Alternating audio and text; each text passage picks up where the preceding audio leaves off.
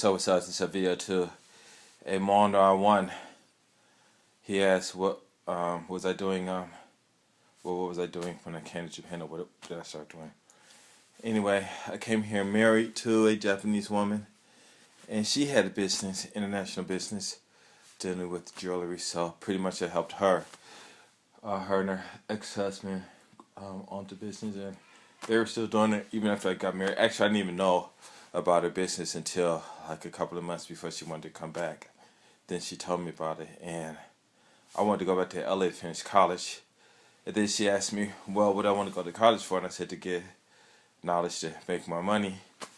And she said, well, come to Japan, because she knew what Japan was about. I didn't. So I guess the way she asked me, she was asking, well, trust her. Hey, come on, just go. So I came out here, I met her husband.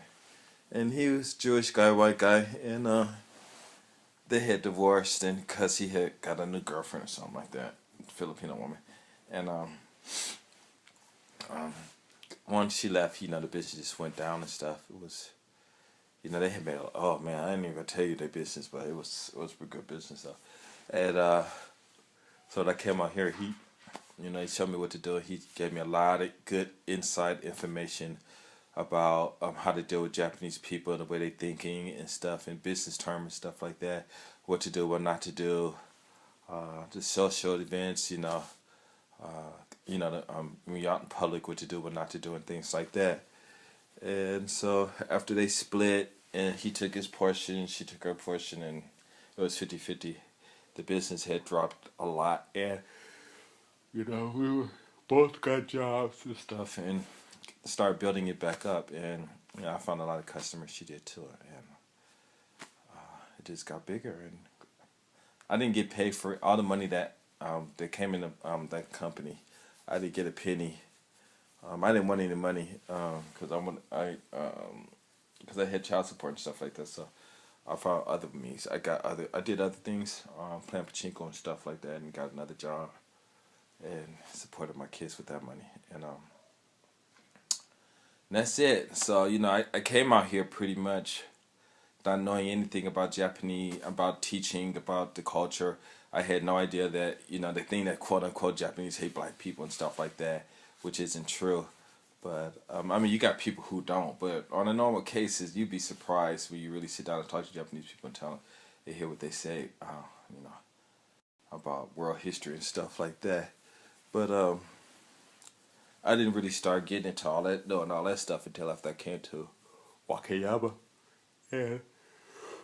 Not even watching Wakayama. Yeah, it was after I came to Wakayama and started watching YouTube and stuff. Then I was like, wow, I didn't know this stuff was going on. That's one of the reasons why I made the You Love Black Men videos, well, it wasn't one of the reasons, but it did have a little bit of it. But how they said Japan was racist and stuff. A lot of people got that.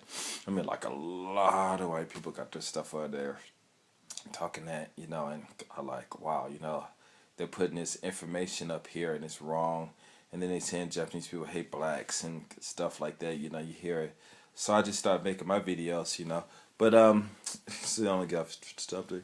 Yeah, I came out here not knowing anything, just $10 in my pocket.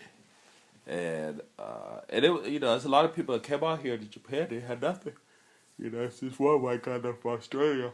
He came out with $10 in his pocket and he made $1 million, a multi-millionaire, exporting cars and stuff, So a lot of people come out here, don't have anything, but because Japan is a country where everyone's on the same platform, it's not like the United States where you got so much racism, and prejudice there, and everybody just flipping off of their emotions instead of thinking on their brains and stuff. And plus racism was created for economical purposes anyway, free labor, and then because you're somebody, working for free, it's a trip, it's a trip. But yeah, that's how I came out here. But but don't get me wrong, like when I make my videos, Do You Love Black Man videos, the only reason I'm just there is just saying that, hey, all what white people are saying, I won't even say all white people, but the racist ones saying that all Japanese people hate blacks, and that's not true.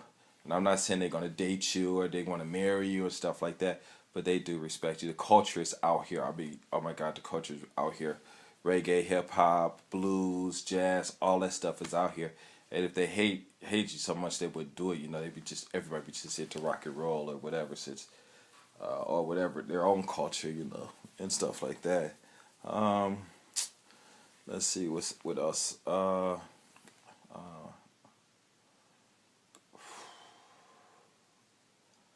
But yeah, like I said, don't get me wrong, because the only reason I made these videos on my channel is just to let people know that, hey, the world, people outside the United States don't hate. And you know, you get a lot of these trolls and stuff on YouTube, and you know, people on the streets saying bad things and stuff. But you know, like I said, throw all confidence, throw all that crap in the trash can, because you don't need it to be successful. You need knowledge, you need information, you need skills, you need to be persistent, you need practice. That's all you need. All that confidence, talking to women and all that stuff, you don't need that. You just need to do what you need to be doing and get out there. Like, all white people aren't bad. You got a whole bunch of them out there, but a lot of them aren't bad. Even sometimes you can catch a bad one off guard, or he might be talking crap, and Mike, if you listen to the words, they do give a lot of information and stuff, you know, that you can use. So, you know, just get up out of the problem that you have, because you can do it, you know, and how can I say it? But you know, my videos are just to say, hey, you know, don't get bogged down in all the hate stuff. You know, you can move up and out of the states and go do things and make money and stuff. And you know, if America changes, it does. If it doesn't, don't worry about it. You know, because once we figure out this stuff, what we got to do it. If the leaders in Africa ever figure out these and get their countries together and stuff like that, you know, then hey, you know, you never know what's gonna happen. You know, just leave them haters to themselves. You know, but yeah, you know, like I said, my whole life has just been, how can I say?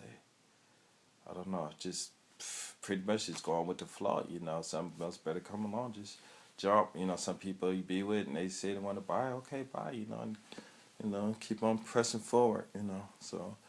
And then you know, I didn't get doing these stupid stuff either. You know, going out, get drunk all crazy, you know, and just doing stupid stuff that would get me in trouble and things like that. Cause a lot of foreigners out here, they do a lot of crazy stuff. You know, the PR has to be very well. Talking to people, talk to Japanese people out here, and they're nice. You know, like I said, in a lot of my videos, one-on-one. You know, people talk to you if it's a whole bunch. Maybe you know they got this group perception, but with this one-on-one, it's a whole different story and stuff. You know, but I, you know, so you come out here.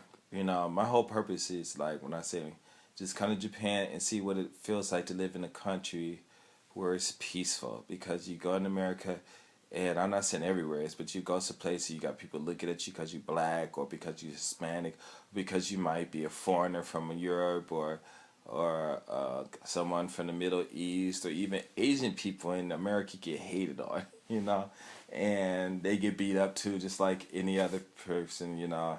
And you know, if the law, the police, and you know, the neighborhoods, they're no good, then you know, everybody gets messed up in the United States. So I don't know what this, you know, what white people think they, you know, Asian people thinking like, you know, they just want to be white people because they get beat down by him too, you know. So, like I said, just come out here, see what it's like to live in a country where it's peaceful, where you don't have to go through a lot of stuff. If you could stay for 90 days, it would be great. But while you're here, you know, you talk to a lot of people, you make a lot of business contacts and things like that. Learning language, it really is not difficult at all, but you just gotta learn the language and stuff, you know, and learn how to read and write, and things will work out, you know. And in Africa right now too, you know, it's an emerging market, and there are a lot of things out there that there are a lot of people, a lot of nationalities in Africa. You know, a lot of people, you know, they saying, you know, oh, Africa is beat up and all this stuff. You know, there's a lot of people out there making lots and lots and lots of money. And if you go to Africa, like a lot of people say, go back to Africa. If you actually went back to Africa as an American, if you have some knowledge, you will be able to do a lot of business, and you will get rich. And Africa they do want us to come back and stuff, you know, help develop, and you could become citizens in some of them states and some of the countries and stuff out there. You know, they'll give you a